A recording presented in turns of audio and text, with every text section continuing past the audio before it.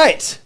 My name is Sean Michael Walker, and this is Insurance You Indemnify Me, the podcast. I'm always like, what is the name of this podcast? And today we have somebody that I was actually I've been very excited about having on the show for a long time, Jack Jameson. Jack Jameson, how you doing this morning? Doing great, my friend. Jack drove down an hour and a half today to meet with me. Where are you at? Are you in Fort Collins? Exactly. Outside of Fort Collins. Okay. Yep. But you're where have you been in the United States? It seems like you've been everywhere. So are you a Wyoming guy? Are you a Louisiana guy? Are you what are you exactly? That's a good question. So I was born in Texas. Okay. Lived there born in Dallas, Texas? Texas. Lived there till I was 14. When I was 14, we moved to Louisiana. Okay. That's where my mom's from. Okay. And I finished high school in Louisiana, went to LSU. Yeah. Then I ended up in Wyoming, met my beautiful wife, Kim. Okay. Got married, lived there for 30 years, and then moved to 30 Colorado about 6 years ago. Wow. So a little bit of everything, man. I've got a little Wyoming, Louisiana, Texas, Colorado accent. That's a weird, it's funny when you say that, you got that weird accent, is every time I talk to you, I'm like, it's like, what is this accent that is coming out of his mouth? So it's every single time I'm always like, how do I pinpoint this? Exactly.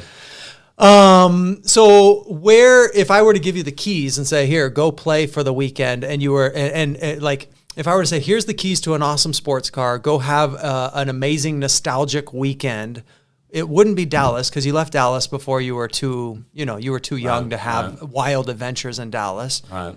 Would that be Louisiana? Would that be like New Orleans for you? Or where would that be? If I were to say, go have a crazy, wild, nostalgic weekend with this car and take your wife and go just run around and relive your younger, wilder days, what city would that be? It'd probably be Baton Rouge, where I went to LSU. Okay. Because it'd be nice to actually remember college years and go see some things that are sort of. Yeah, you're like, oh, I think we did that one time. Yeah, I was in my room studying all the time. So right, I didn't get to see much. I'm sure. What'd you get a degree in?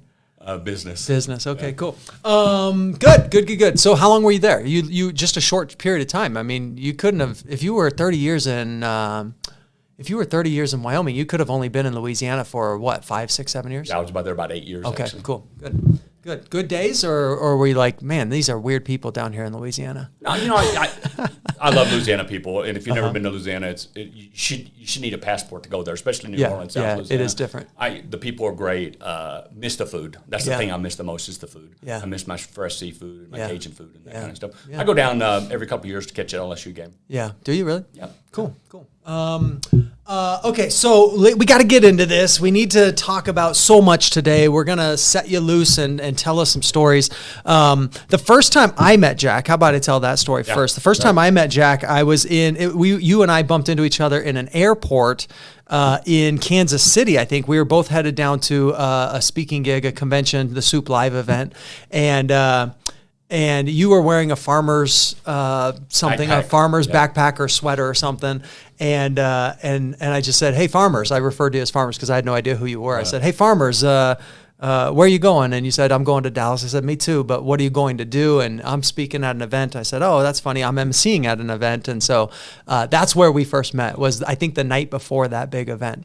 But that's the extent of my Jack knowledge. So I know that you are an insurance god, and I playfully use that term, but I know you're an insurance god in that farmer's world. So, and you might say, no, Sean, come on, I'm really not, but I know you are. I know you are because when I was at that convention, everybody was like, it's Jack Jameson. Oh my goodness, he's amazing. And then watching your presentation, it was absolutely amazing and it was emotional. I'm going, clearly, people know who this person is because you can't go stand on stage and do that across America and not have people remember Jack Jameson, right? So give me a little bit of like who you are from a professional level, like where you've been professionally, what you've done.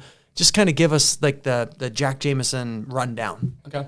Well, 20 years ago, almost to this day, I answered an ad in the paper, and there was an ad in there to become a farmer's agent.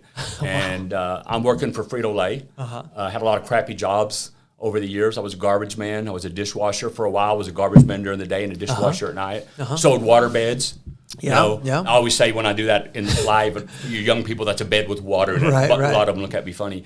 But I was at Frito-Lay making $30,000 a year, married. My wife's a stay-at-home mom, had 5 kids at that time. Wow. And I thought, I had a lot of time to talk, think, and I just thought, I need a career. All I've ever had is a job. So I put my resume together and sent it in, and I remember the DM called me and said, I just got your resume, young man. I said, yes, sir. He goes, I've been doing this 40 years, and I must say it's the most pathetic resume I've ever seen.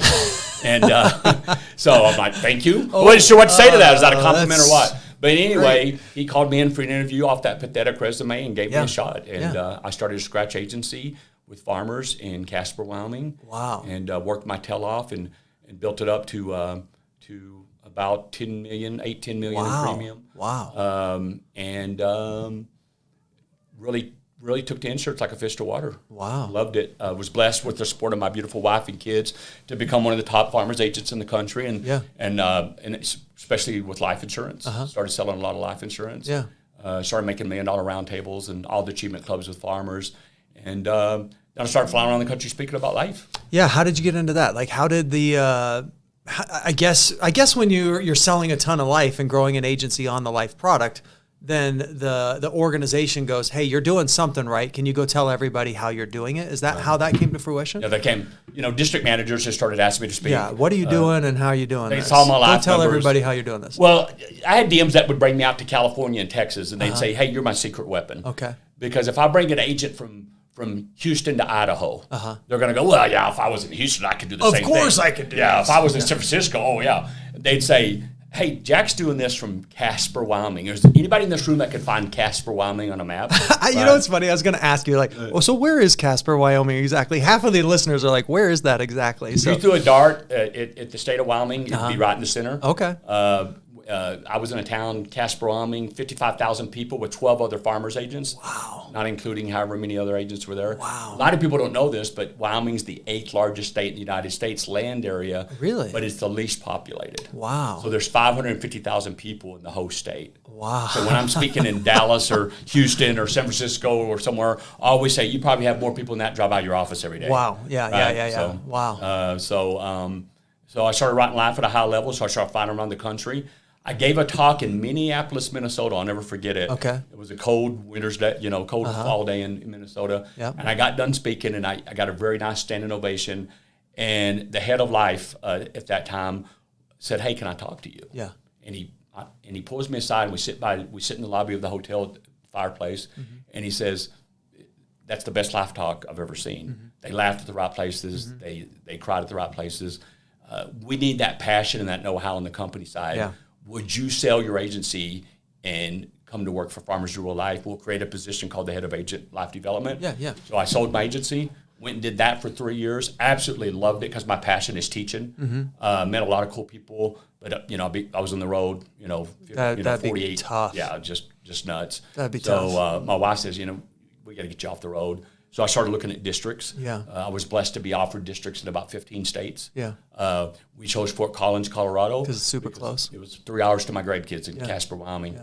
Took over the district, took one of the worst districts in the company and turned it into a top district, a President's Council top of district. Strictly through life or like Through through all the everything. lines? Just, teaching agents and encouraging them and wanting more for them than they probably wanted for themselves, realizing unlocking their potential. Yeah. But yes, it was one of the worst life districts in the company, and it became one of the top 3 in the company 2 or 3 years in a row. Wow.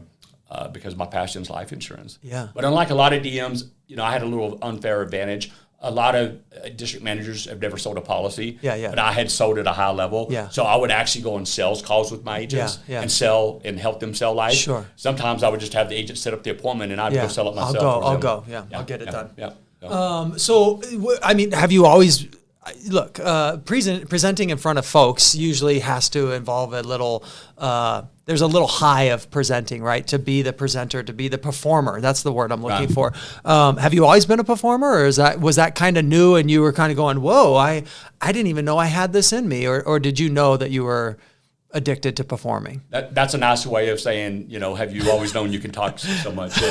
Yes. My wife says I will talk to a fence post an hour and a half before I realize it's not talking back. So yes, I grew up really, really, really dirt poor, and didn't have the best clothes. I had holes in my jeans back in the '70s when that wasn't $200 pair of jeans, right? It's because we couldn't afford anything other. So I sort of, I wasn't the athlete. Didn't have the money if I wanted to be to participate in much. And so I became sort of the class clown, that kind of guy that joked with people and stuff like that. And so I've always loved making people laugh. I've always, I had to lead my senior play. And so you were a performer. Yeah, I love being on the stage. Doesn't bother me at all. Good. I thrive on it. Good. So, so you go to Minneapolis. Is this your first? This is your first big talk in front of everybody? You had done plenty of about 100 by then. Okay, so let's just kind of quantify. So for how long, how many years were you done with running the day-to-day farmers agency, and you were running around the United States doing presentations? I was doing that from 2016. 2013 through 2016. And so for 3 years. Literally every farmer's agent across the United States has seen a Jack Jameson presentation about life. Is that an accurate statement? I mean, I don't want to over-exaggerate. I'm just trying to help the audience understand. Is that true? I mean, has everybody seen a Jack Jameson life presentation, or is that an over-exaggeration? Probably some 6 or 7 times. I'm like an episode of Friends. I'm like Friends. I'm always on, right? Yeah. Series Friends. So, and that's one of the reasons I became a big name in farmers was because I was a top agent and that kind of stuff. But, mainly when you run around the country and run your mouth off nonstop for years, pretty much here comes the guy again. People sort of know who you are, right? And that type of deal. And I'm still doing that to this day. So I've seen, and I want to get into some of the stuff that I've seen because it was just powerful storytelling, but were your presentations always the same presentations, or were you mixing it up and you were always giving them something new? And then what I saw was great storytelling about the importance of life insurance. But did you get into like the brass tacks with them as well? Of like, this is actually how you execute the life policy, or did you just kind of, or was it just high level storytelling? And then they would walk away crying and going, I can do that. I can tell those stories too. Or what was it? My goal when I'm on the main stage is like when I was at Soup Live, which was a great event, by the way. Yeah, it was. Is to give the audience the want to sell life. Yeah, and you did. You absolutely did. If you don't have the want to, Sean, the know-how to is going to do you no good anyway. Yeah. So from the stage... Or the DM can teach them the know-how to. It doesn't matter the know-how to. They can do that later. From the stage, I want you to realize it is your moral obligation as an agent or producer, whatever role you are, to protect your clients in every aspect of their lives, not just what we choose to protect, but that is our moral obligation to talk to everyone about life insurance. So I want you, when I get off that stage, to now I want to write life. And I always say my goal when I speak is to inspire half the audience and offend the other half. And if I do both those things, I've done my job. And if I offend you, Sean, you deserve to be offended. Because it means you feel bad about yourself because you haven't been writing life insurance. Oh, I see. That's what I mean. Not offended by politically incorrect offended, which I can do very well, as you know. I'll behave myself today. But no, to offend you that, I've been doing this for 30 years and I'm not writing any life. I'm not truly protecting my clients. I haven't even begun to explore a line of business that I should probably explore. So how would you, most of the audience is property and casualty insurance agents, right? Most of the audience, they write property and casualty all day long. And I would argue most of the audience doesn't lead with life, doesn't probably write a lot of life. So let's transition into like, how does a property and casualty agent who goes down that road, has that channel or that groove very well defined, how do they make that transition into, you're right, Jack, I can make this transition. I can begin to start to go down this road more effectively. What would you tell that agent? It's okay to lead with life. Okay. We're taught to go through the garage, right? And that's what I was taught in the beginning. So, and I used that philosophy my first 2 years. And my first 2 years, by going through the garage, my transaction over to life insurance would be, hey, Sean, we talked about protecting your assets tonight. Right? That's why we talked about coverages. That's why we wrote that umbrella, because you don't have to be a millionaire to be sued like one. Great line for an umbrella, by the way. But now let's talk about your most important asset, yourself. So why would I, as your insurance agent, protect all your other assets, but stop at your most important asset? Does that even make sense to you? And that worked, right? Yeah. And I think my first year, not even really know what I was doing. I always say my district manager was such a great guy. He handed me a book of business. It was called a phone book, right? He said, everything you need is in there, right? Half the audience is like, what's a phone book? Yeah, exactly. He said, there's birthdays, socials, and addresses in there. Go at it, right?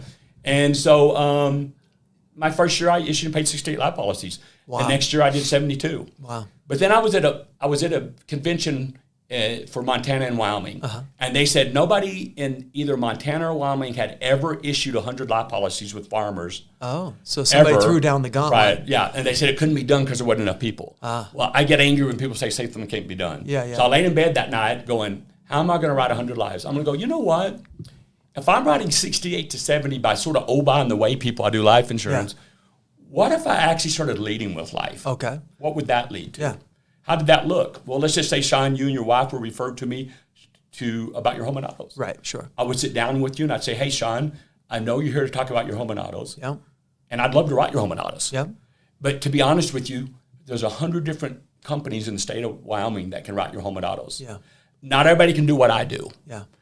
I want to talk to you about the most important policy that I offer as an insurance agent.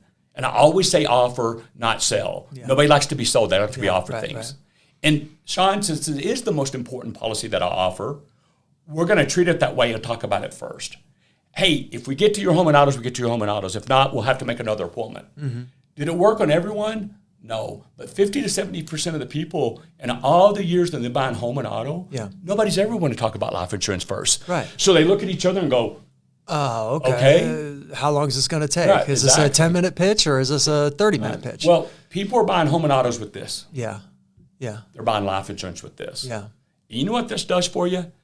This separates you from 1-800-CHEAP insurance. Yeah. Right? Yeah. This separates you from your competition. Yeah. So I would talk to people with this first because life insurance, right, is comes from this, and I would make that connection with them. Yeah. And I'd make a connection with them that no insurance agent had ever made with them all the years of them buying insurance. Yeah. Right? And so by the time I got to the home and autos, instead of, oh, you're $40 more a month, you mean for only $40 more a month I get all that? Yeah. It just changed the whole vibe. So by leading with life, and a lot of agents would say, oh, your home and autos are going to go down. No.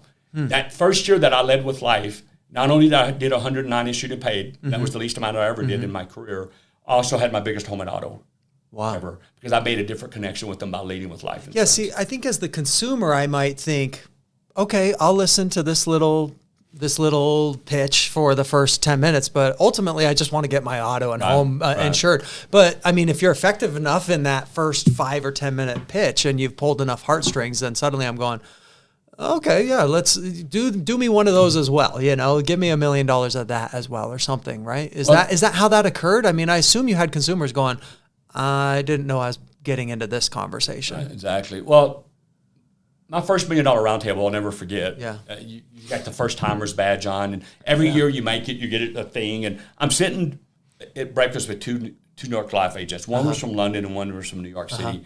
And they look like 4-star generals. They had all the awards all the way down their thing. Right. And I'm hearing them talking about how much money they're making selling life insurance and how many MDRTs they've been to on top of the tables. And here I am, just a lowly PNC agent out of Casper, Wyoming. Yeah. And I got enough nerve to say, hey, guys, you obviously know what you're doing. I'm a first-timer. Yeah.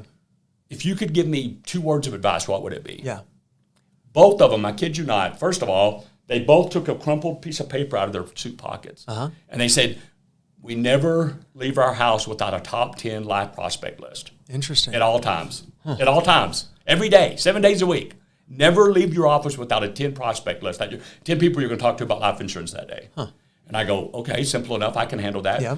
What's the second part? Really good at telling stories. Right.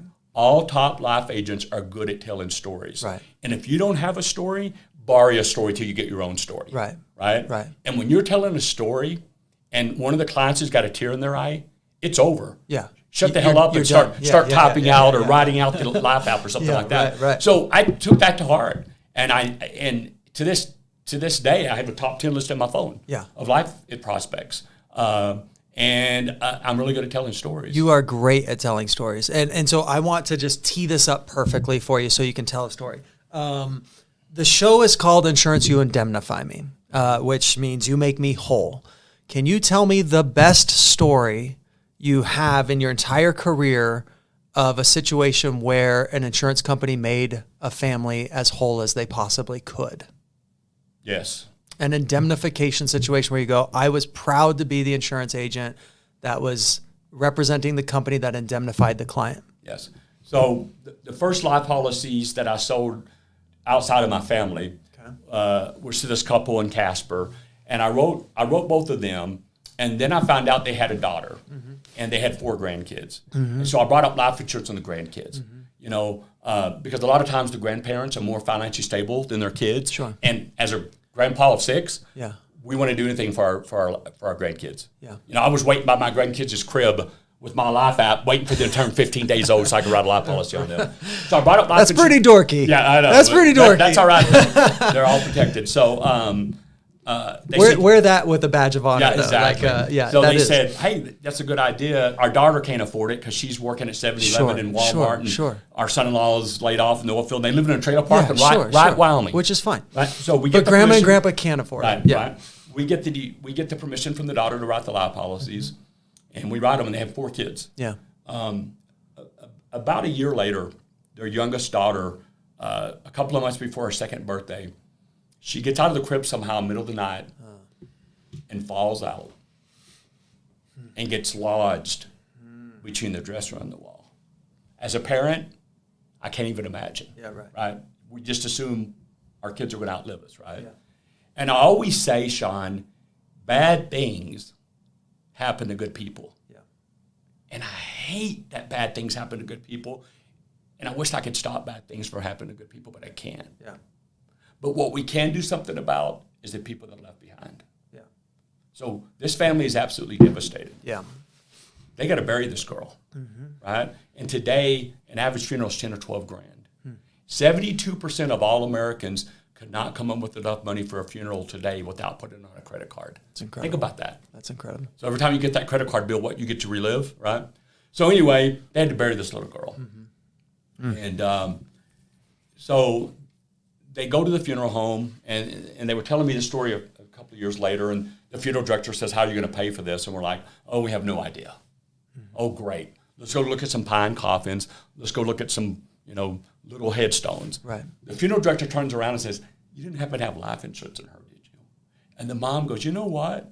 My mom, their grandma, did something like that, but I don't know how it works. Call my mom. Yeah. So the funeral director calls the mom, the grandma, and the grandma says, call Jack, he'll know what to do. The funeral director called me, and I said, yes, sir, she had a $100,000 life policy. Yeah. He goes, can you fax me proof of that? I said, yes, sir. Yeah. He gets off the phone, anything in the place, it's yours, right? Okay. So funerals are not for the people that have passed. They could care less. It's for the people that are left behind to give them some closure. Right. And they should be able to have any type of funeral they want if it's going to help give them closure. So they let the kids help pick out the coffin. One of the most beautiful coffins I've ever seen. It was white with gold trim. It was just so little. Yeah. Right? Yeah. They picked out such a big headstone that each kid got to dedicate a sentence to their sister. Wow. That's Right? cool. So it was one less. I always say that no amount of money is going to bring back a loved one, and no amount of money is going to make you miss them any less, but it's going to ease your financial burden. Yeah. And by easing your financial burden, that helps with the emotional burden because it gives you one less thing to worry about, right? Yeah. Right. So they were able to pick out the coffin, pick out the headstone, and be able to pay for the funeral. And by the way, when we paid out that life claim, we sent 10 grand to the funeral home, and then we took the other 90 grand and sent it to the couple. So they didn't even have to worry about that part of it, right? That worry was off of them. That's incredible. So they buried the little girl, beautiful funeral and all that. Fast forward 14 years. Wait, before you fast forward, can I interrupt? I go do ahead. want to hear the fast forward part, but was this a changing moment for you? You were a young agent, I think. Was this a changing moment for you in your, this means something more than just a broken fender bender kind of situation? Was this a changing moment in your career as an insurance agent, or had you already shifted into this gear? You're not a real life insurance agent until you deliver your first death check. Okay. You're not a real life insurance agent. Okay. Yes, it changed everything for Okay. me. When I saw what it did for this family. Was that your first check? Yes, that was my first check. Okay. So it was my first And it was one. incredibly tragic, and so it had to have changed you. Well, look, when you lose a loved one, you know what becomes your biggest asset? Time. Yeah. time to grieve properly, Yeah. time to be with your spouse and significant other, time to be with the other kids, Yeah. right? To be able, I always say that when people get freaky about life insurance on kids, I say, hey, there's a 99.99% chance your kids are going to outlive you. That's not what this is about. Right. This is about locking in their insurability and locking in a rate. Right. But Lord forbid, if you lost a child, let me ask you, ma'am or sir, you going to work the next day? No, I'm not going to work anytime in the foreseeable future. So you go to your boss and you say, hey, I lost a child. I need 6 months off from work. That's right. Take it, but not with pay. Right. So if you're the breadwinner or you're living on two incomes like most families, you're going to go back to work sooner than you want to or need to. Yep. You're going to have a decision made for you. So a great line that I always tell agents is people who pass away with life insurance, their loved ones get to make their own decisions. People who pass away without life insurance, their loved ones have decisions made for them. Yeah. So this family was able to take some time off from work and be together as a family. Yeah. So not only did it pay for the funeral and they didn't have to worry about that expense, it also was allowed them to spend valuable time together. Right. So I saw that. Yeah.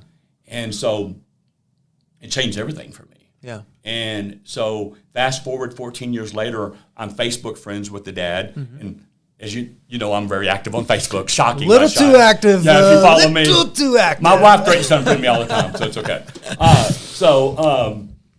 I'm on Facebook with the grandpa. Yeah. About a year and a half ago. Okay. And he puts on Facebook, today would have been my youngest granddaughter's sweet 16th birthday. Yeah. Happy birthday, Amber. We miss you. We love you. Yeah. And I remember thinking to myself when I read that post, it's been 14 years. Yeah.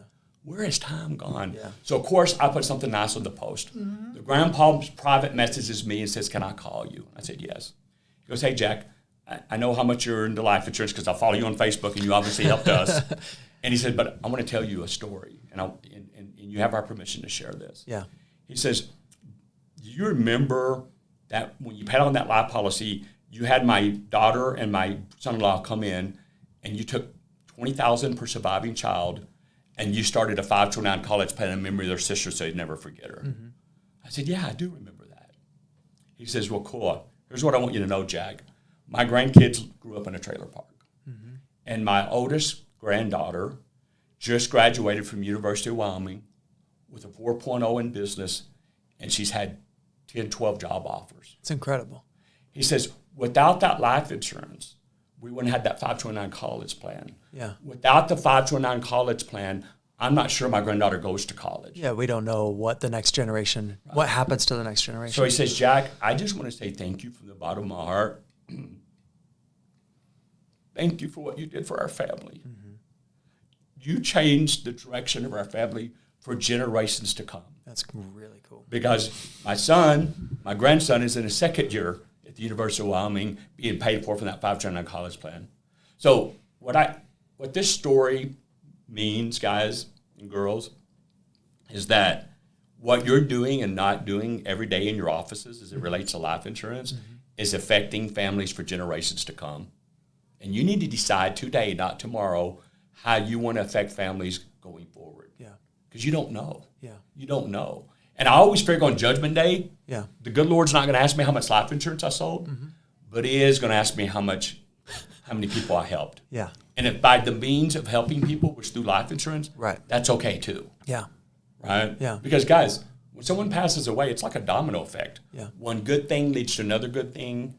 One bad thing leads to another bad thing. Yeah. So I always say take lemons and make lemonade. Yeah. And I asked for permission to share that story, and I've shared it through the United States hundreds of times. Yeah. And that story has probably helped a lot of people get protected that with life insurance that wouldn't have been protected before. Yeah. So That's what it's about. What do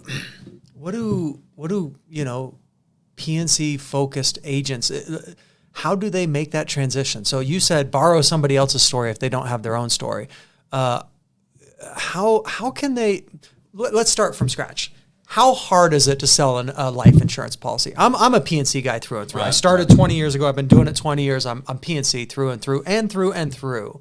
So to me, life is completely, it's a mystery to me. Right. So let's use this time to maybe educate me, and through educating me, we'll educate the audience as well. But if the audience is hearing your story and going, I think he's right. I need to change some of the things that I do in my agency so I sell life more frequently, or it becomes a cornerstone of my agency.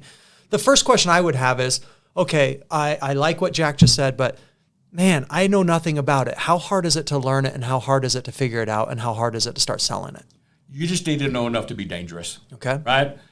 You know more than the person across the table because you have a life license, they don't. Okay. So what I would say in the beginning, hey, my DM was old school. Yeah. He said, I ain't going to do a lot of training. Yeah. Just go screw enough Just things go figure up, this out. and you'll have to fix them and you'll never do it again. Right. The reason I started a review program is to fix all the things I'd screwed up, right? On your P&C, on your home and auto we need policy. an annual I told review. you that was covered, and then I'm in a meeting going, ooh, that isn't covered, right? So, At the annual review, we'll fix it all. Yeah, exactly. Okay. So I didn't have a lot of training, but I knew enough to ask about life insurance. Yeah. It doesn't take a lot of training to ask someone, about the most important policy that you offer. Sure. It doesn't take a lot of training to say, Sean, who handles your life insurance? Yeah. Who handles your life insurance? Right. Stay away from yes/no questions. Right. Do you want life insurance? No. Yeah. Right? Who handles your life insurance? They only have 3 answers for you. I don't have any. Yeah. Don't say that to me. Yeah. Radar, right? Yeah, yeah. You're going to say you have it at work, and I'm going to say, great, that's your secondary policy. Who Right. has your primary policy? Right. Or they're going to say, I have it through another insurance company. Right. I'm going to say, great. One of the services we provide in this agency, and by the way, it's free, is a free review of your existing life insurance. Yeah. I find that people don't have what they think they have. Yeah. I have had people tell me they have a 30-year term, it's a 10-year term. Yeah. They tell me it's permanent, it's term. Yeah. Right? They swear it's not accident in the policy, and it is. Yeah. Right? So it doesn't take a lot of training to say who handles your life insurance. Sure. And then when you're talking to clients and they start asking you questions that you don't have the answer to, don't say something that just sounds good. Yeah. They're going to respect you to say, I really don't know the answer to that. Yeah. But guess what, Sean? I have a wealth of knowledge at my fingertips. I have a wealth of knowledge at my fingertips. I'm going to call someone to get that answer for you. Either the life company that I'm representing, Right. or I know this Jack Jameson guy that's always running his mouth on Facebook. Right. I'll text him. I just became friends with him. I'll text him, or I have Jack's True Life Crew Facebook, Yeah. which all about life insurance. I'll go in there and ask the question, and somebody will answer it. Yeah, yeah. So just enough that you care and you realize you want to start doing better with life and you want to make a bigger difference in the world, then just start asking. Yeah. And then there's whatever life insurance company you're representing, they have all kinds of training. Sure. Go seek out some training, Yeah. right? Or just every time you sell a policy, you're going to learn something. You're going to get better, and you're going to get better, and you're going to get better, and you're going to get better. And when you do this long enough, you're going to pay out your first death claim. And then you're going to have your story. Yeah.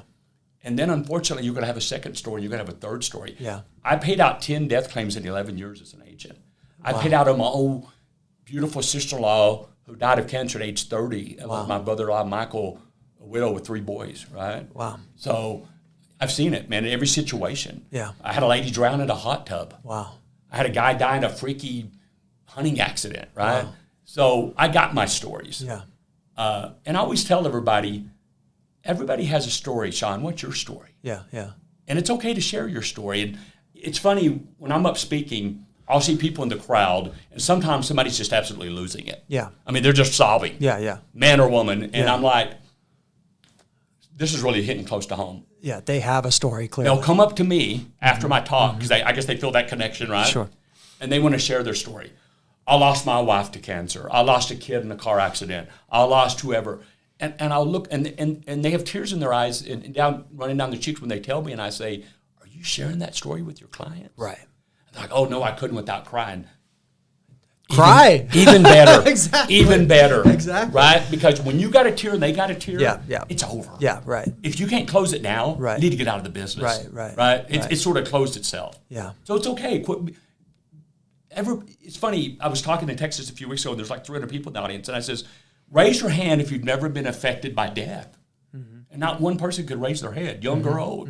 We've all been affected. And we all have life stories that we don't realize we have till we sort of dig down deep and we're like, oh, we do have life stories. Yeah. My dad passed away and left us with no life insurance. Yeah. And I remember my mom having to get 3 jobs to try to make ends meet. Yeah. So I just lost my dad. Yeah. And in essence, I just lost my mom because she's never around. Right. Because you become a latchkey kid. And, Right. wow. When I got sold a life insurance policy, somebody had my wife and I sitting next together, and they said, the day you die, Sean, you don't want your wife to go get married again to another husband so that she can continue to live the lifestyle that she's living, do you? And I was like, Yeah, that's fine with me. I'm like, is this part of the sales pitch? Because if that's part of the sales pitch, I want my wife to be happy after I'm dead. Absolutely. If you're trying to sell me a big policy so that my wife doesn't have to get remarried, then I don't care. I want her to go get remarried and I want her to be happy. And I felt like the person who was selling the policy was like, oh crap, my sales pitch just fell apart. Right. So I don't mean hokey. I really don't mean hokey. I mean, how do we take it from silly questions like that, which seem silly to me, to really meaty, meaningful conversations where the person goes, I get exactly what you're saying and I want to absolutely buy your product. Right. I always say to be a top life writer, you need to become a combination of two things, bold and sincere. Okay. And you can be as bold as you want to be as long as you're sincere. Right. I said things to people that should have got me punched in the nose. Yeah. But I was very sincere about it. Yeah. I wasn't afraid to ask someone, do you love your family? Yeah. Yes. Of course I do. Okay. Yeah. Then how come you have no life insurance with me? Yeah. Because life insurance is supposed to be done out of love, right? And I wasn't afraid to say that. Okay. But one of the boldest approaches that I developed about 5 years in that worked really well is if I had a couple sitting in front of me, what's your wife's name, Sean? Natalie. Natalie. So if I have Sean and Natalie sitting in front of me, yeah, right, and we've went over the home and auto review, or we're just sitting down for the first time. However, I'm going to say I sold more life insurance on stats than I did illustrations or anything like that. Yeah, yeah. And I would say, hey, Sean and Natalie, I don't know if you realize this or not, but about 7,000 people a day pass away in the United States. Yeah. It's actually a little higher than that, but okay. I went to LSU, so it takes me an hour and a half to watch 60 minutes. Okay. So I got to keep things, pretty. So yeah. About 7,000 people a day pass away in the United States. Yeah. Sean and Natalie, that's about 1.5 million people a year. Yeah. Do you know what all those deaths have in common, Sean and Natalie? And they usually look at each other like, no, we have no idea. They're all untimely. Yeah.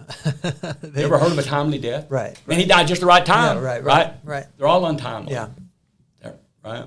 You agree with that? Yes. Mm-hmm. I see. Okay. Sean, you don't make it work. You don't make it home from work tomorrow. Mm-hmm. You become one of those 7,000. Yeah. Right? I'm going to turn to Natalie and say, Natalie, what happens next to you and the kids financially? Yeah. When Natalie tries to look at Sean, I'm like, no, Natalie. Yeah. He's dead. He's dead. Yeah. You don't get advice from him any longer. Yeah. Natalie, look at me. Once again, what are you guys going to do financially? Right. Sean tries to talk. Sean, hush. You're dead. You're dead. I like this. You never get to give your wife advice again. Now, you hush, Sean. Right. Natalie, third time. What are you and the kids going to do financially? By that third time, I took it from what if it happens to someone else? Because see, bad things happen to other people. It's never going to happen to me. Yeah. I just brought it home in that room to what if it happens to me? And it just hit her that Natalie doesn't get to ask Sean for financial advice anymore, or vice versa. Sure. It just hit Sean that he doesn't get to give his wife advice anymore. Yeah. Usually they both have a tear in their eye. Right. Women are easy to get tear in their eye. When you get a man, I love when I was up at Soup Live, and the women out there are just losing it. But a lot of you men are like, I'm not going to do it, and their lips are quivering, that type of deal. But that's keeping it real. Yeah. You got to keep it real with people. Yeah. You got to quit being a word. We're so afraid of offending people. Yeah. Again, if I offend you, you deserve to be offended as it relates to life insurance, right? And the number one objection I get from everyone on life insurance is the reason they're not bringing it up and selling more of it is I don't want to make people feel uncomfortable, and life insurance makes people feel uncomfortable. You know what I say to that? That's your number one objection. Yeah. That's incredible. Darn right, it makes people feel uncomfortable. And you have a responsibility to make them feel that way. Yeah, and that's part exactly of our right. job description. That's incredible. Yeah. Part of our job description is to have uncomfortable conversations about uncomfortable subjects. Right? In all lines of business, though. So business. that's the crazy thing. I can't believe that's the number one objection you hear, because that's what a good insurance agent does. A good insurance agent walks into a room and goes, hey, how would you deal with these things if this happens to your business or your blah, blah, blah, blah. Yeah. You throw metaphorical grenades into the room and then go, how are you going to deal with that? See you later. Get comfortable with that. Right. Wow, that's incredible. So I tell agents, your goal every day is to have as many uncomfortable conversations as possible. I agree. If you go home to work today, 6, 7 o'clock tonight, you get home and you made 6 people feel uncomfortable. Yeah. You had one heck of a day. Yeah. Because here's what I would say to people. I would say to my clients, Sean, I would rather have an uncomfortable conversation with you right now than a much more uncomfortable conversation with your loved ones after you're gone. Right. Which uncomfortable conversation you'd rather have, agents? Right. With Sean or with Natalie after Sean's gone? Right. Let's have the uncomfortable conversation up front. Right. But I read the other day that about 63% of all Americans, 43% of all Americans have no life insurance of any kind, zero. And their number one reason they don't have it is they don't want to talk. Oh, really? No one's ever asked. So agents are going, I don't want to make people feel uncomfortable, but the client's saying, well, we don't have it because no one's ever asked. See, and I would think it'd be because I don't want to talk about it. You know, like I don't want to talk about when I die. No. That's like second or third on the list of why they don't have it. But the number one reason in every survey that people don't have life insurance is no one's ever asked. Yeah. Because not all, but a lot of P&C agents are just terrible. Just ignore it. Yeah, they just so ignore it. I had people come up to me at Soup Live afterwards and go, wow, Jack, you know, when I used to be captive, I sold life for achievement clubs, for bonuses. Yeah. Since I've become begrudgingly, I haven't sold a life policy in 4 years. Yeah, that's right. That's right. You made me want to do it again. Want to write life again. Yeah. Right? Yeah. And I say, well, then my mission's done here. Yeah. Right? But you've got to realize, A, you're leaving a lot of money on the table. Yeah. Right? I mean, I did a life policy one time on a millionaire doctor. My commissions, it was a 30-minute meeting. My commissions for 30 minutes was $80,000. Wow. I always say to agents, how many home and autos would you have to write in 30 minutes to make 80 grand? Right. Could you top that fast? No. Right? So A, there is money on it, but that aside, it's the right thing to do. It's the right thing. It's the right thing to do. Mm-hmm. If you're not going to write life, why do you have your life insurance license? Mm-hmm. You know, that'd be like me passing the bar, but not becoming a lawyer. Yeah. Just to say I did, right? Right. But not, you know, so you just got to make it a priority in your agency. You literally have to take it from the back of the agency where it's probably at now. Right. And move it to the front. Yeah. Decorate your office like a life office. And I don't care if it is a cheesy life box or a $100,000 bar or whatever. It's subconscious stuff that gets people attention. Sure. Right? I have a sign on my desk, 8 by 10, that says, my job is to talk to you about life insurance. Don't make it my job to tell your family you didn't have any. Yeah. Right? I like that. And it just gets people's attention. Mm-hmm. If I see them look at the sign, they see that, it reminds me also to bring it up to them. Mm-hmm. And I tell agents that, you know, spend some of your advertising dollars on life insurance, right? Mm-hmm. I mean, if you're a captive agent, your company's probably spending millions of dollars on advertising home and autos. Right. They're probably spending no money advertising life insurance. Absolutely. So my advertising dollars went to a billboard with a family on it talking about life insurance. Mm-hmm. Everybody knew bump, mm-hmm. right? Everybody knew that as a farmer's agent, I sold a home and auto. Mm-hmm. Not everybody knew I sold life insurance. Right. It's on my card. Right. It's on my sign. Right. But I advertised and bought leads of life. I advertised life. It looked like life insurance threw up in my office. Yeah. I had life insurance posters and life insurance things and things like that. How good are captive agents at selling life? I've always been an independent agent, 20 years. I know they're basically, you know, forced to sell life, right? But you know, to hit certain compensation metrics and whatever. But are they good at it? Independents, you know, after 20 years, I would say independents of the thousands of agencies that I've met, they focus on P&C, right? Yeah. So they're not great at selling life. On the captive side, would you say they're great at selling life, or are you going, no, they're not? That's why I had to run around the country 18 times to get them better at it. Are they good at it or not? I'm finding they're a little better than independent agents. Oh, yeah. You know, because independent agents don't have a lot of incentive to do it. Right, If they don't feel like if they don't really care it's the right thing to do, right? Mm-hmm. And if they don't care about leaving money on the table, nobody's going to make an independent agent do anything, right? That's absolutely But right. as a captive agent, if you want to go to an achievement club, you know, you want that nice trip to Maui or whatever, you want to make certain bonuses, you got to sell a certain amount of life. So a lot of them do it because they're forced to, but even captive agents aren't that great at it. Yeah. And hence why they created a position for me, head of agent life development, and had me fly around the country, and why I'm still flying around the country talking about life. It's funny. Somebody at Soup Live, somebody came up to me from Farm Bureau, region vice president or something. I want to make sure you're still in the frame, so don't scoot too far back. So somebody came up to me from Farm Bureau, and they were like, "You're good at something most agents are really bad at." I agree. Right? Which is the storytelling. Right. You're just good at teaching about life insurance, right? And when we're doing a convention, we can find 100 people that are good at writing home and autos that we could plug. Sure. We can't ever find anybody that's good at life insurance. Yeah. Within Farm Bureau or wherever. Yeah, yeah. So, would you want to speak at our next convention? Yeah. And things like that. Yeah. So there's a need for life insurance out there. Absolutely. And that's a reason 40% of all Americans have no life insurance. So let me ask, so the next question, you're absolutely right. There's a need. So where do agents go to get this training? Where do agents go to get to learn how to be indoctrinated and do it? So on the PNC side, I can go to I can go to a carrier's production school and learn how to do commercial lines, and I can get indoctrinated on how to do commercial lines really, really well and speak the commercial lines language and all that kind of stuff. Where does an agent go on the life side to learn? Is it you mentioned you have a Facebook group, 2 Live Crew? Is that Jack's what it is? 2 Live Crew. Jack's 2 Live Crew. Is that where they go? Where do they go to get this great answers to all their questions? Great. Jack's 2 Live Crew, I do what's called Jack's Inter Crew, where I do 1 to 2 webinars a month. Okay. It's a subscription-based thing. I try to make it affordable for everyone. It's like $99 a month. Sure.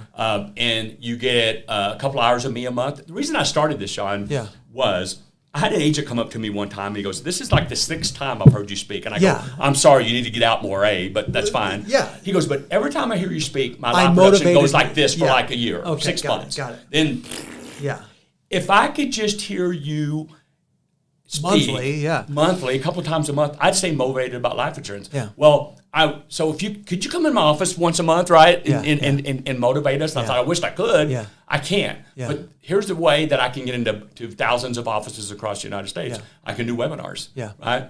And then I also, when I'm done with the webinar, it's in the store where they have a copy of that webinar to watch as many times as they want. Sure. Or use it to help train their staff. Or learn the story better, or to text me parrot the yesterday. story. Yeah, I had a guy text me yesterday. He goes, "4th time me and my offices watched your last webinar. We took different notes every single time." Yeah. Right, that type of deal. Yeah. So there's that kind of stuff out there. And then a good place to go is your carriers, right? So if you're representing Banner Life, you're representing Forsters, AIG, Mutual of Omaha, any of those, they all have trainings. Yeah. Now that I'm independent, my email gets blown up from the life companies that I'm representing for webinars that are coming forward, question and answer sessions. Yeah. Go here for these training videos. It's out there if you want to find it. Yeah. That's where I'd start. Let's talk about now that I'm going independent. Or now that I've gone independent. So you were 20 years at Farmers? Yes. And you're now independent. You've decided to go independent. You ran a district. It sounds to me like this amazing career on the farmer side. As much as you want to say, what made you want to switch? Why? It was a tough decision, right? Yeah. It's funny, when I did my resignation letter that I submitted 1st of August, I sit in front of the computer for 3 hours before I could push the button. I bet. I cried. I called my wife. We cried together. I bet. We were like, dude, Farmers has given me an amazing lifestyle. Yeah. I've been to places and done things I never thought I'd get to do in a lifetime. Right. We went from living on credit cards to making more a month than we used to make a year. Yeah, right. Right? And it was very tough. But the main reason I decided to leave, a couple of reasons. A, let's start on the life side, because we all know that's going to be my priority. Yeah, right. It's always been my dream to have access to the best life products on the market. Yeah. Not the ones I happen to have. Yeah. But the best life products on the market. Yeah. I now have that. Yeah. I'm now writing life that I didn't even know existed. I didn't even know to 6 weeks ago there was a 40-year term. Yeah. I didn't even know there was a $5 million policy you could do without a medical exam. Yeah, I mean, it's just opened a whole new world for me. Yeah. Not only their commission double or triple, but just having access to the products. Yeah. So I wanted to be able to do that. Okay. And then on the PNC side, same thing. Yeah. You know, when you're captive, right, and you can make a dang good living. I know a lot of people make a good living at being captive. I got lots of great friends who I make made a good living being living. captive. Yep. Successful people, Sean, are going to be successful no matter what they do. Absolutely. Captive, independent. Yep. Unsuccessful people, you could set them up the best you could, and they're going to fail. 100%. Right? 100%. So, but for me, again, as captive, you're my neighbor. Yeah. And you want me to quote you. Yeah. So sometimes it's a little embarrassing because I would go, I know just by your style of home, the cars you drive, your driving record, I'm not even going to be competitive. Yeah. So I have to say in a nice way over the fence in the backyard, I don't really want to quote your stuff. Well, why aren't you in the business? Yeah, right. And so, and then if I do quote you and I'm triple, that's even more embarrassing. Yeah. So I thought, man, it would be nice when my neighbor or my friend wants me to quote them, that I have several companies to quote them through. Yeah. And I'm probably going to find a place for them. Yeah. Right? You can't be all things to all people. Yeah. But just in the last 6 weeks, Yeah. we weren't even supposed to start selling until October the 1st. Yeah. We sold 80,000 in premium in September by accident. Yeah. And just in the short In PNC premium, PNC. not life So premium. just in the last few weeks, our closing ratios, it used to be 10, 15%, 20 at the highest. Yeah. Is now 85, 90%. That's insane. So I also want to That's not normal, by the way. That's not normal. We've just been very blessed and that type of deal. But I want to be able, because if you're good and people realize you're good, they want to go with you. Yeah. Right? Yeah. But if you don't have a product, Yeah. right? It's one thing if I'm 200 more a year than you. Yeah. I can sell that. Sure, right? sure. But if I'm 2,000 more than you, I'm not usually that good. Yeah, Right? yeah. And that type of deal. And then, I'm captive when you take a big rate increase. All companies take rate increases. Yeah, sure. Captive, independent, whatever. But when you take a big rate increase, and all agents have gotten this call. Sean, you're the best agent I've ever had. You know what's coming next. Right. But I love you to death, but I can't do these rates anymore. Yeah. So as a captive, you usually just have to let them walk out the door. Yeah. And say, hey, if things get better, I'll call you. Yeah. But as a captive, as an independent, I like the idea that, hey, let me shop for you. Yeah. Because nobody likes shopping insurance. Right. They hate it. Right. Let me shop for you. Right. I have access to 20 other PNC companies. Let me see if I can find you a better rate. Right. And so hopefully you can, instead of losing that lifelong client, you kept them. You may have to have switched them from one company to another, but it's better than them walking out the door. Yeah. So you left and you're happy so far? So far, so good, my friend. I've been so busy, Sean. It's like I've got 20 years of experience, and it's still been like trying to take a drink from a fire hose, which you warned me of. I did. And I told my wife last night when I went to bed, I said, I want to go to bed again without feeling overwhelmed. Yeah. I feel like at the end of every day, I didn't have enough hours in the day. Yeah. Because although I know what sewer and drain coverage means, I know what HO1 means and all that, I'm having to learn all these different companies' products. Yeah. And I'm having to learn all these life insurance company, their products. Yeah, you're busy. How their billing works and all that. But that's good. Yeah. Because education, knowledge is power. Yeah. Knowledge is power. Yeah. And my goal every day of my life, if I go to bed at night and I didn't learn something that day, that wasn't a good day. Yeah. So it's made me, those who can do and those who can't teach, and I've been teaching for a long time. And so you're wondering if you can still do it? I still do You're it. like, can I still do it? So it's been nice to get down in the trenches again. And to be sitting at the kitchen table talking about life insurance. To just quoting somebody last night from my house that we literally saved them $3,000 a year, which is not normal. Right. It's not abnormal, though, and these days. And we doubled their coverages. Yeah. So I was able to call them Incredible. proudly and go, hey, great news.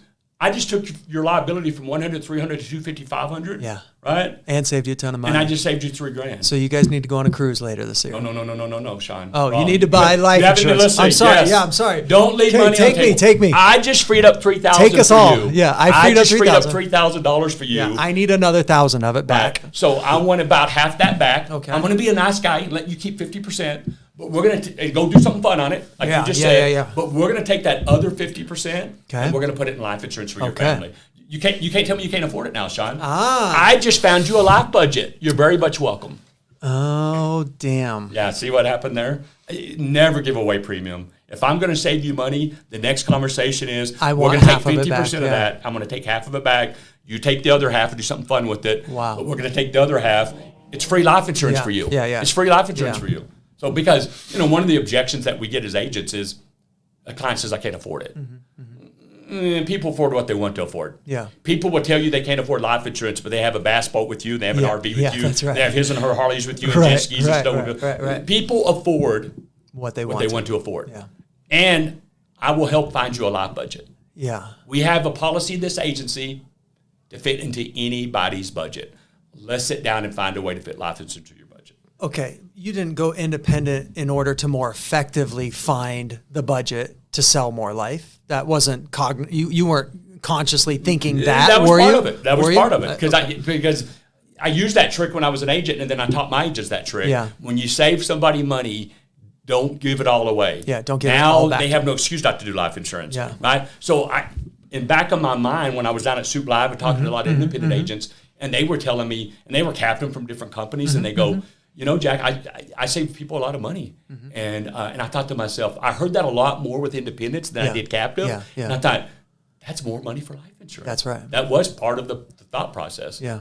You know, I always say life insurance is a state of mind, either you're in it or not. Yeah. And I'm not talking about Life Insurance Tuesdays or Life Insurance Awareness Month or something like that. I'm always in the life insurance state of mind. Yeah. So a lot of my decisions, personal and business, Yeah. is around life insurance. Yeah. You know, and when you're talking to me as a client and you got a problem, we don't sell anything for a living. What we do for a living is we provide solutions to people's problems. Yeah. You got to get good at asking questions, at fact finding. They will tell you what they need, and a lot of times is what they need is a life policy. Yeah. That policy fits that. Oh, I got a partner, and I love my partner, but I can't stand his spouse. If he passes away, I don't want to become partners with his spouse. You know how we can fix that? Yeah. Through a buy-sell agreement. You know how we're going to fund the buy-sell agreement? Right. With a life policy. Right? Yeah. You know, man, if I passed away, I'm the head chef and I own this restaurant. Right. My wife's going to be in a world of hurt. Right. Well, do you have a key person policy on you? Yeah. That if you pass away, your wife or your business partner has money to recruit another you? Right. Right? Right. Because they're going to have to recruit another Right, you, right, right? right. So I know I drive my kids crazy. You know, if I'm watching the news and somebody passed away, I hope they had life insurance. Yeah. We go by a car accident. I watch a sad movie like Beaches. I get angry at the end if they didn't explain whether she had life insurance or not. Yeah. And it's funny, my kids have heard it and heard it and heard it. Yeah. And sometimes you think your kids aren't listening. Yeah. Sometimes you hope they're not listening. Right. You know, every now and then when I'm watching my LSU Tigers and my potty mouth. Right.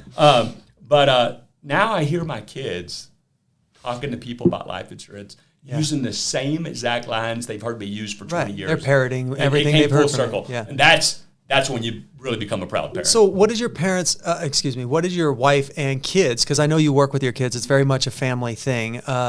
What did they think when you said, guys, it's time, we go independent? My one daughter has been bugging me to go independent for over a year. Okay. Particularly with CIA. Okay. Because she was in their group and loved what they were about. Oh, and all okay, that. got it. And I said, so she's been wanting to go independent. Yeah. And I go, honey, it doesn't look good for the DM's daughter to go independent. No, yeah, it So doesn't. can you just hang in there? Yeah. And then because for the last 2 years as a DM, although I love being a district manager, Sure.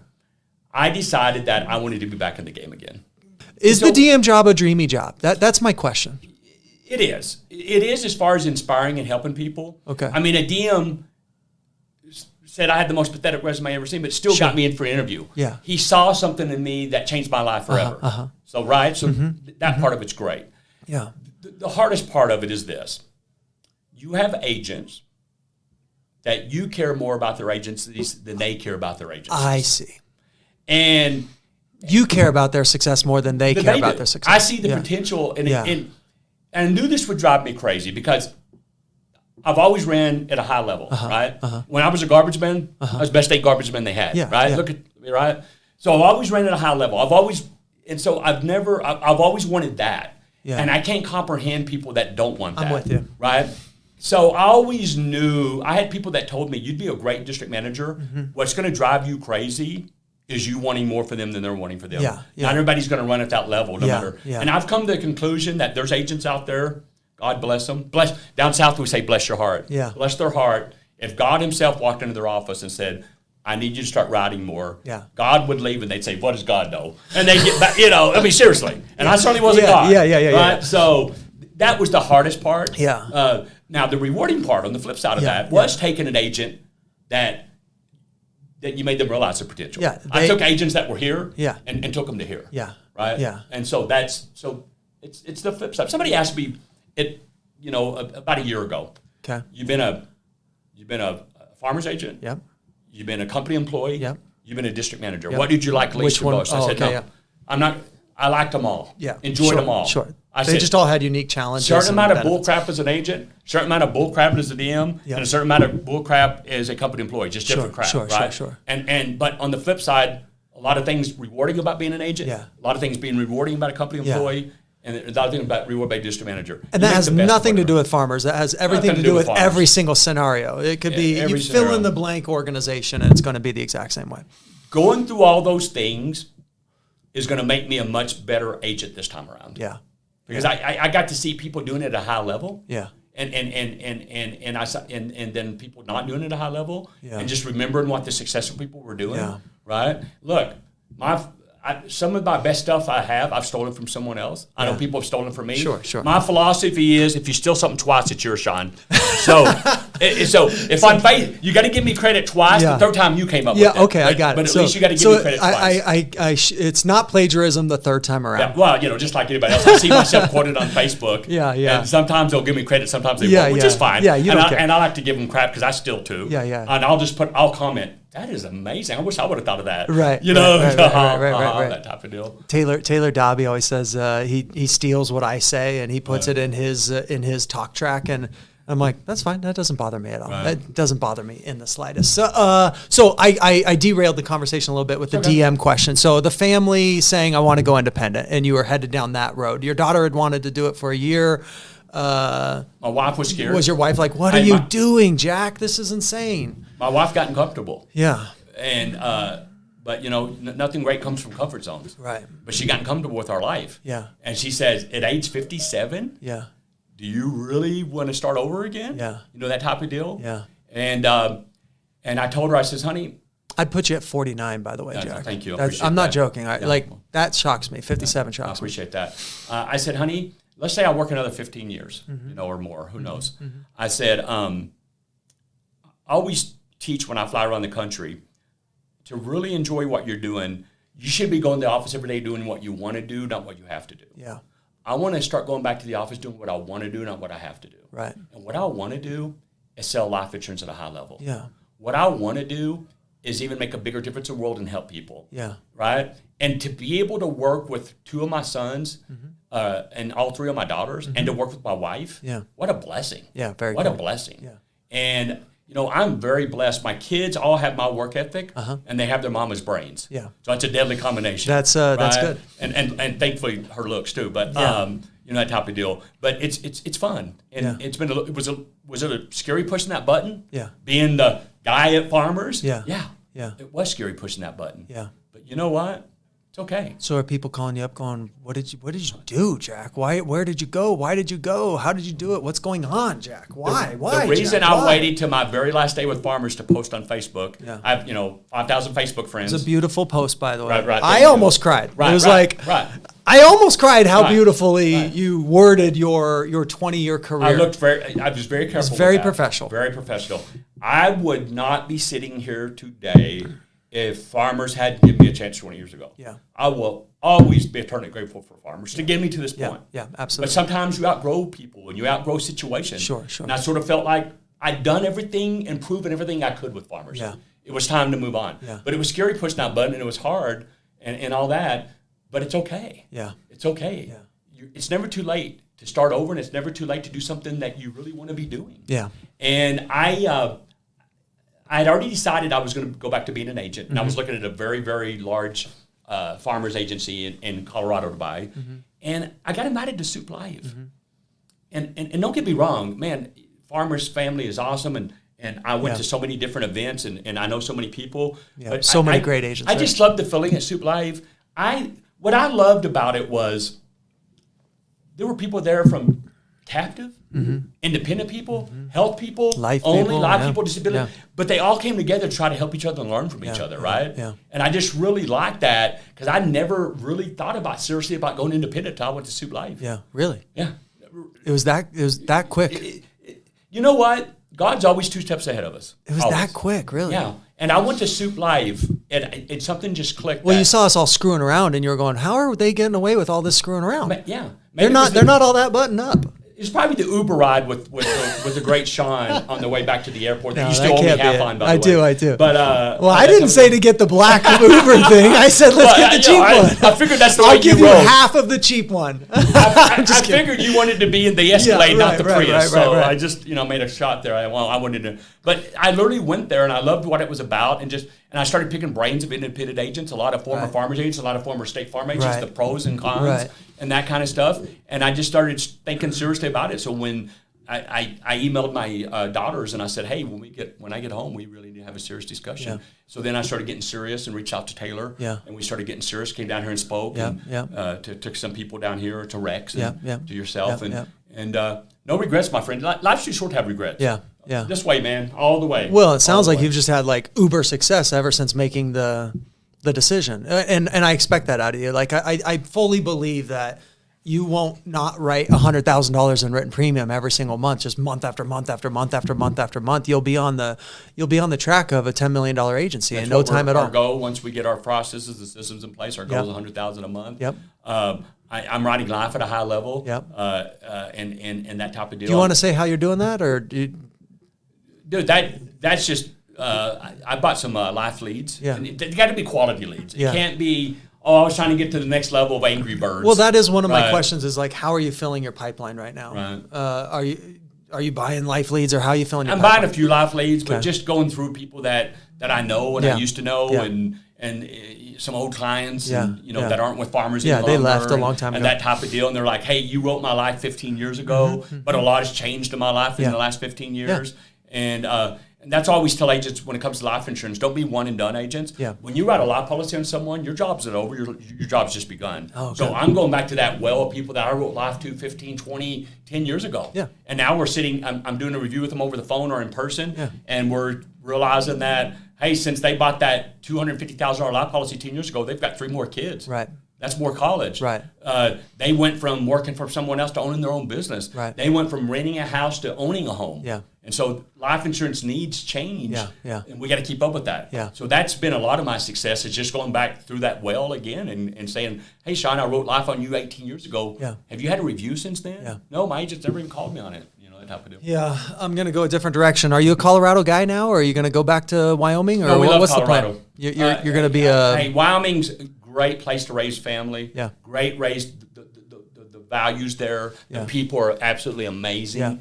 Yeah. The weather's a lot colder. Yeah. It's very windy, that type of deal. And we still have 3 kids in Casper that work for me remotely. Yeah. We are setting up I just got an office for a second location in Casper. Yeah.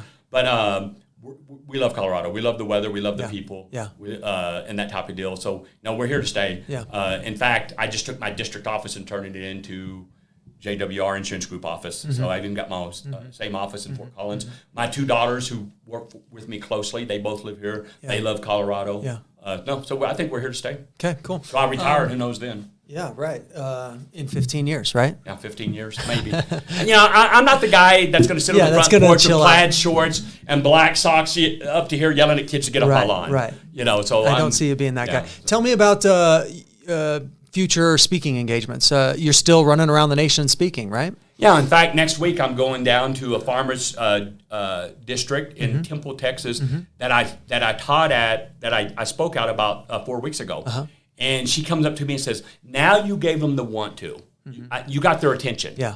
She said, would you come back down, let them digest this in about a month, and do workshops on how to? Yeah. So now I'm going to do workshops all day on how to do them. Okay. Once I get you attention on the how to, now I can show you that you want to, now I can show you how to. Yeah. So I'm going down there to speak. I've got 2 or 3 other speaking gigs lined up. And I love it. I love doing it. So you're still speaking? Yes. So speaking, running an agency with the family, and writing a ton of life.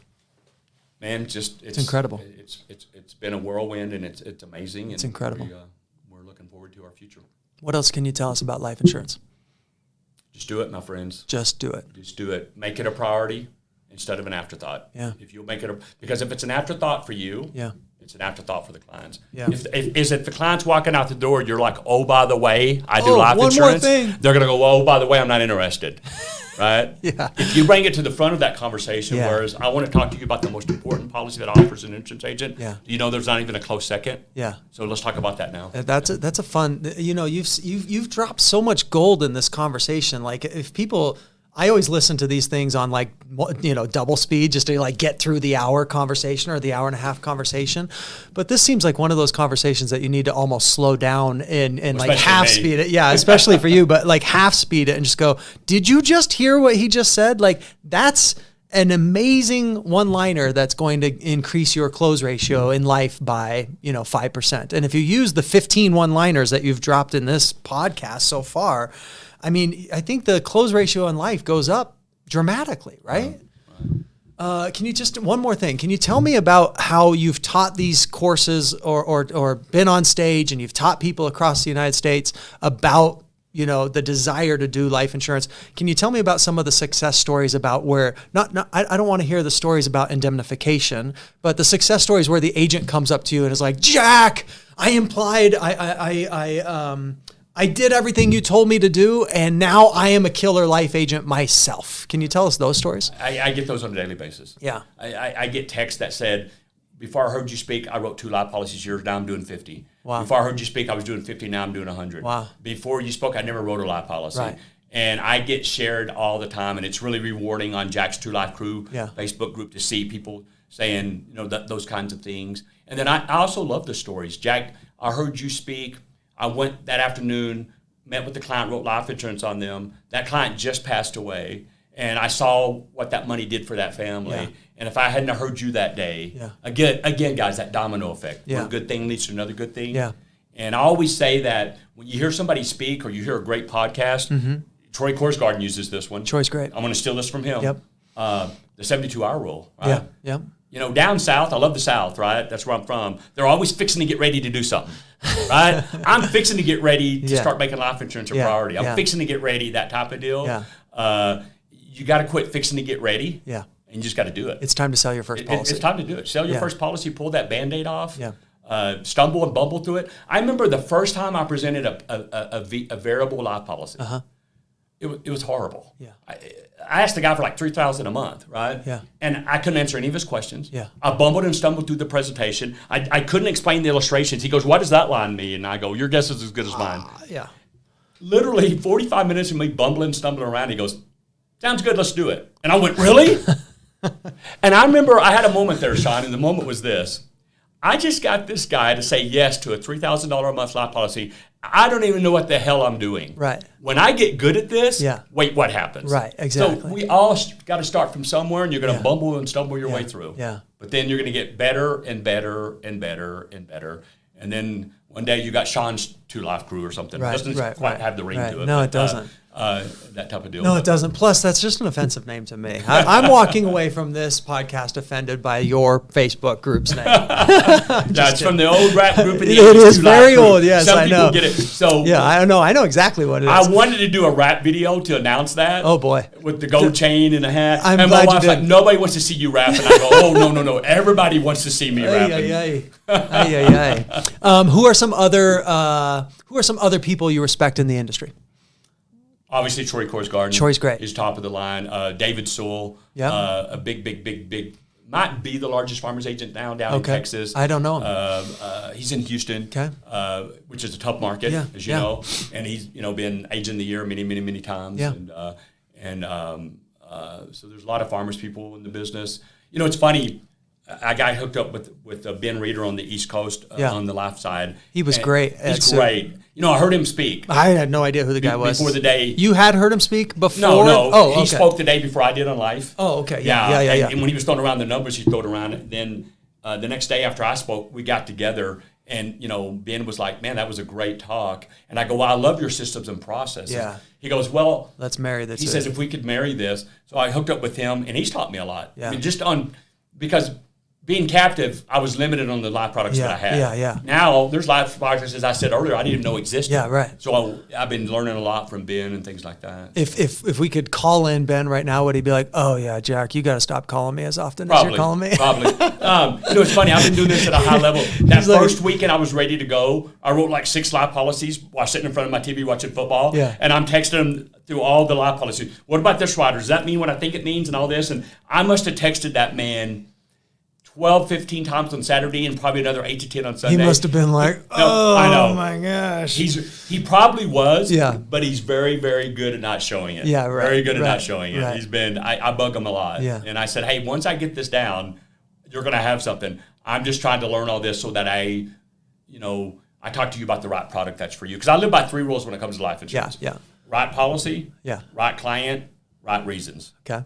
Not what's best for me in my pocketbook. Yeah. It's the best life policy for Sean and Natalie. Yeah, you told me the right things, or you told me the things that I needed to know to make sure I got you the right policy. Some people are term people. Some people are permanent people. Yeah. Some people are combo people. Yeah. It's not a one-size-fits-all when it comes to life insurance, right? Yeah. So that's why you need to have as many access to as many different policies as possible. Yeah. And you need to have the knowledge to help people. Okay, I got 2 more questions for you. Sure. Personal board of directors. Who's on Jack's personal board of directors? I always say everybody should have like an inner circle of people they call up and go, hey, I'm thinking about doing this.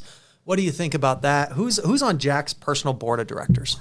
Jared Sell, who's a farmer's DM here in Denver, okay, who's very successful. Yep. Very successful. I reached out to him a lot. Yeah. He was trying to get me to buy a couple of agencies in his district. He must have thought you were crazy for leaving. Thought I was crazy. Yeah. Pretty much told me so. I've bumped into Jared like on social media and stuff. So, yeah. But he must. Pretty much. I mean, he must thought you were insane. What I like about Jared is he shoots it straight, Yeah, right? Rick Newby, Okay. who is a farmer's legend. Okay. Rick Newby was a top farmer's agent and a top farmer's DM, and I reach out to him all the time. Was or is? Is. Okay, got it. Down in Oklahoma. Okay, got it. I reach out to him all the time.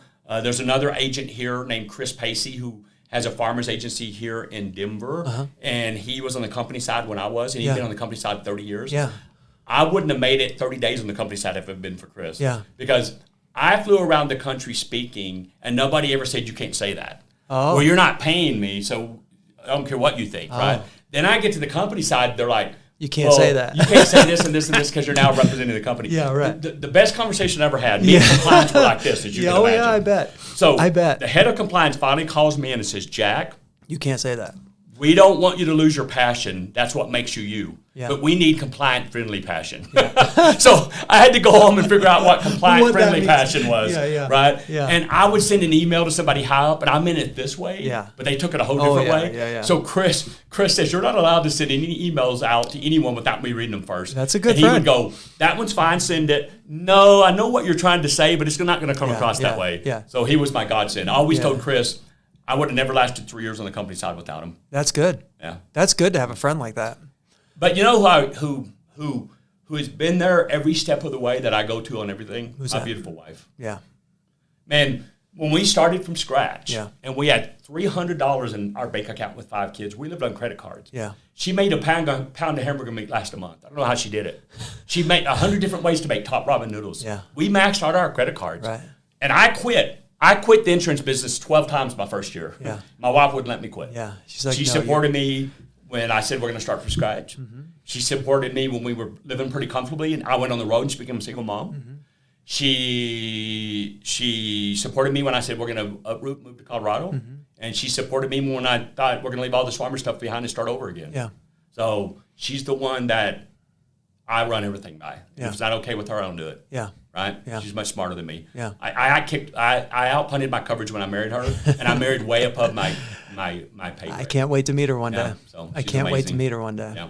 I'm sure I will. Last question. What would you tell young Jack? How long have you been in the insurance industry? 20 years. 20 years. How long? What would you tell Jack 20 years ago? Especially with the way things were earlier back then. Staff up, replicate yourself, right? You're never going to reach. You may, but it's going to be very hard doing $100,000 a month by yourself. Yeah. Right. Yeah. Hire producers. Well, maybe as a captive, not as an independent. Right. Replicate yourself. Yeah. Right. Hire producers. Yeah. Hire staff. Yeah. Hire people to do the things you don't want to do. Yeah. Because again, you should be coming to the office every day doing what you want to do and what you have to do. Yeah. I wished I would have staffed up sooner. Yeah. But I wanted to save that dime. Yeah. Which I stunted my growth. Yeah. And then I had that thing: if you want something done right, do it yourself. I wasn't a very good delegator. Yeah. Delegate. Yeah. You may have somebody in your office that does something 75% as good as you, Yeah. but that's good enough. Yeah. Okay. Because that frees you up to do other things. This is good advice, but I would say this is where most agents struggle, right? Most agents get themselves to a $2, $3, $4 million book of business and go, and it's the whole principle: what got me here won't get me there. Wow. Okay, so it's great advice, but a lot of agents struggle with, I'm a sales guy. I put in and I got it done, and I finally am making a killer living. I'm living off of a $3 million written premium book of business, or whatever revenue book of business, and but I can't relinquish my what I do every single day and give it to other people. So I love what you're saying. I agree completely with what you're saying. I think it was Daniel Song who said, and maybe Chris Paradiso who said something like, get out of the day-to-day of sailing as quickly as you possibly can. Like that was one, I think that's what they say. I'm not sure if I remember correctly, but I think it was them where they're saying, get out of, the day-to-day of being the person who sells the policy so that you can start managing and growing and replicating and doing all the stuff that you said.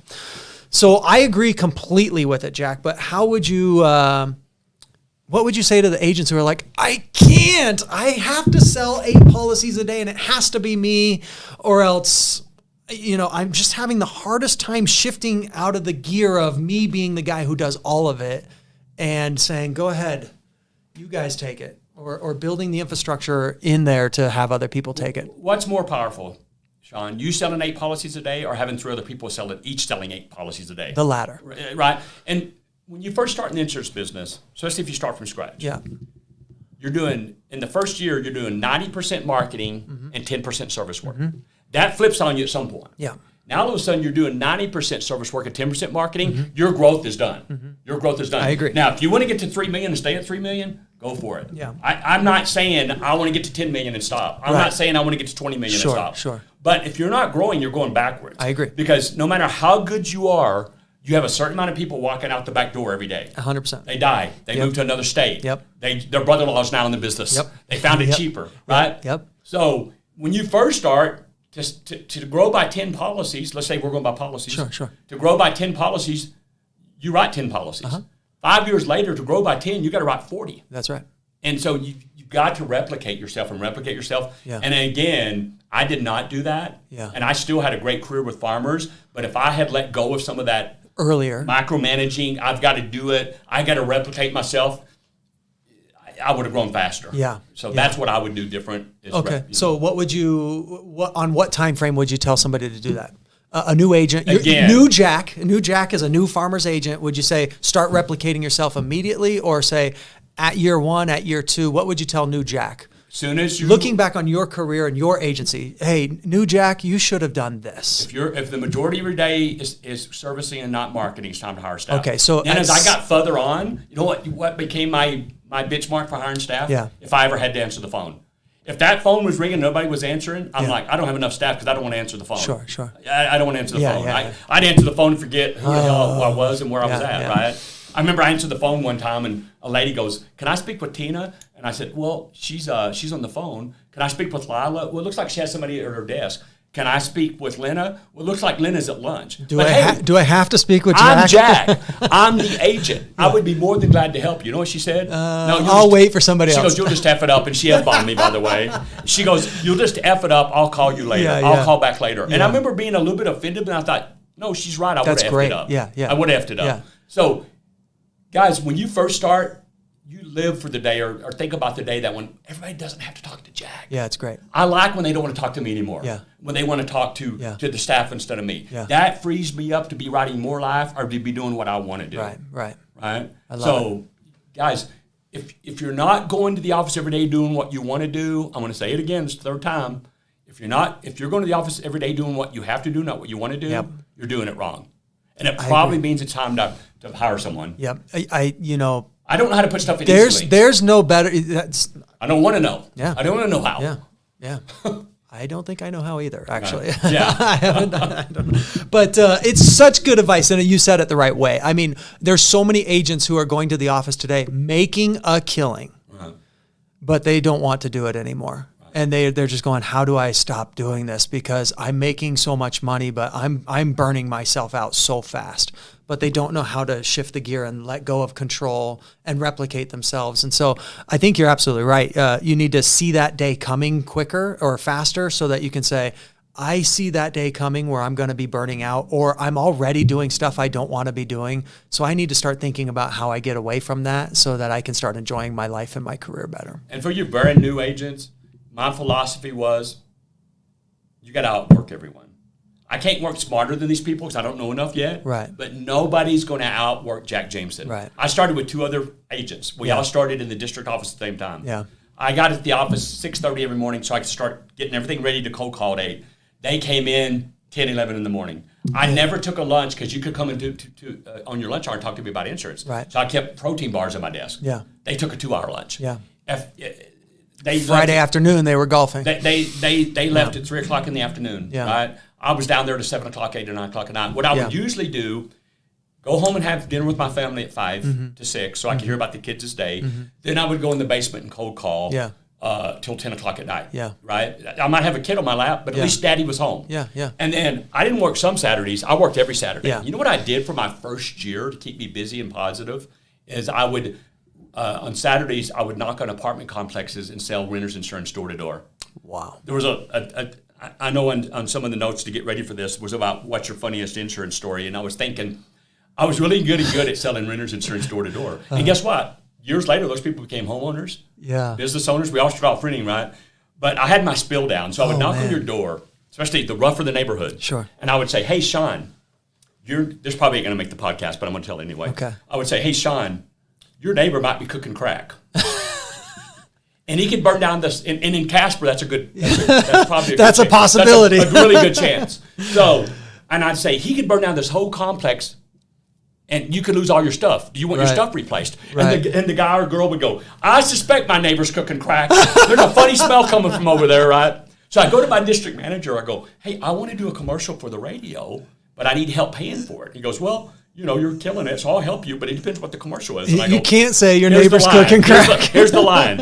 If you suspect your neighbor's cooking crack, call Jack.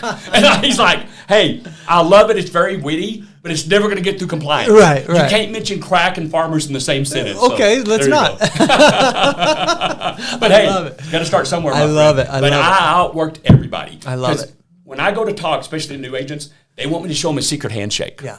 They want me to write a formula. Yeah, right. When I tell them I outworked everybody, they're like, oh, never mind, I'm out. Yeah. Everybody wants that magic bullet. Yeah.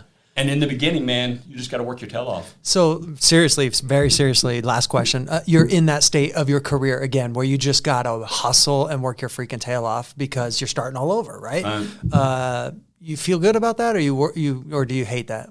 I feel good about it. Yeah. It's much easier this time because I get to hustle my butt off with the knowledge that I have. I had to hustle my butt off 20 years ago with no knowledge. Yeah. I just faked it. It was just uncomfortable. Fake it till you make it, right?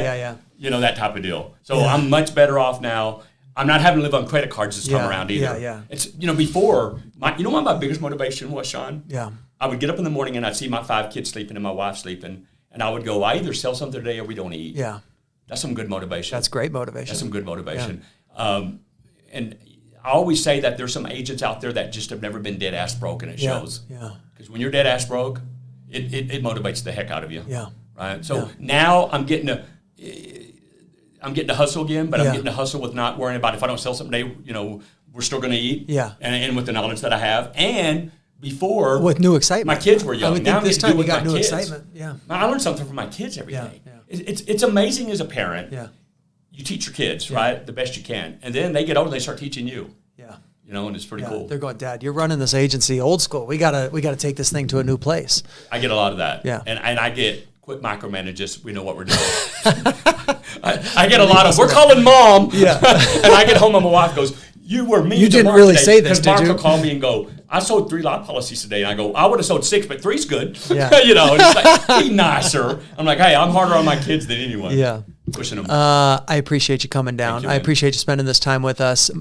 Jack Jameson is absolutely amazing. You couldn't have watched this podcast without knowing that. But if you have a group of agents getting together in any hotel lobby or any conference room anywhere across the United States, and you want them to sell more life insurance, I don't know a single person better than Jack Jameson. I saw him personally with my own eyes. I cried with my own tears and was motivated to learn more. So even though I am a hardcore PNC guy, Jack definitely has these wheels turning in my own head, and I appreciate you coming down, Jack. I really do. You're amazing. Thank you very much. We'll see you. Bye-bye. Premier Group Insurance is providing this podcast for informational uses only. This podcast should not be relied on as legal or medical advice. Reference to any specific product or entity does not constitute an endorsement or recommendation by Premier Group Insurance. The views expressed by guests are their own, and their appearance on the program does not imply any endorsement to them or any entity they represent. Views and opinions expressed by Premier Group Insurance employees, i.e. Sean Michael Walker, are those of the employees and do not necessarily reflect the view of Premier Group Insurance. Copyright 2022. Premier Group Insurance, Inc., all rights reserved.